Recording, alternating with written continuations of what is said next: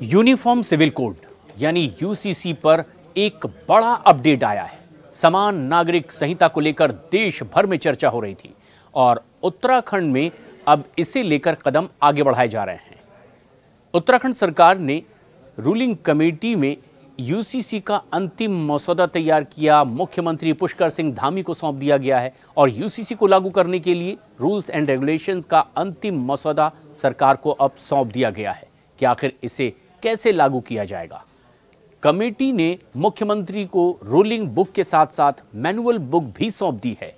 UCC ruling का draft न्याय विभाग के पास परीक्षण के लिए भेज दिया जाएगा और फिर इसे कैबिनेट मीटिंग में रखा जाएगा और इस पर कैबिनेट की मोहर लगने के बाद बहुत जल्द यूसीसी को पूरे उत्तराखंड में लागू कर दिया जाएगा। पुष्कर सिंह धामी ने इस मौके पर कहा कि उनकी सरकार बनने के बाद सबसे पहली कैबिनेट में कमेटी गठन का काम किया गया। यूसीसी लाने का श्रेय देवभूमि की जनता को जाता है, उन्होंने ये बात भी कही। साथ ही कहा कि सबको एक समान न्याय और विशेषकर महिला सशक्तिकरण यूसीसी का पहला मकसद है। हालांकि उन्होंने ये भी साफ किया है कि यूसीसी किसी को टारगेट करने के लिए नहीं लाया जा रहा है। उम्मीद पूरी है कि उत्तराखंड के स्थापना दिवस के मौके पर यानी कि 9 नवंबर को यूनिफॉर्म सिविल कोड उत्तराखंड में लागू कर दिया जाएगा। मुख्यमंत्री ने कहा कि इस नियमावली के 4 प्रमुख भाग हैं और बहुत जल्द इस नियमावली को लागू करने के लिए मंत्रिमंडल की बैठक करके इस पर अंतिम फैसला ले लिया जाएगा। लोगों को आसानी से यूसीसी के बारे में और पूरी जानकारी मिल सके, इसके लिए ऐप भी बनाई जा रही है। सीएम ने यह भी कहा है कि देवतुल्य जनता ने जिस काम के लिए उन्हें मौका दिया है उसे उनकी सरकार गठन होने के बाद सबसे पहले फैसले के तौर पर शामिल किया गया, कैबिनेट में इसे पास किया गया। ये एक्ट किसी को टारगेट करने के लिए भी नहीं है, ये बात भी उत्तराखंड के मुख्यमंत्री ने कही। प्रदेश की देवतुल्य जनता ने इस एक्ट को बनाने के लिए उन्हें समर्थन दिया है, ये दावा भी उत्तराखंड के मुख्यमंत्री ने किया।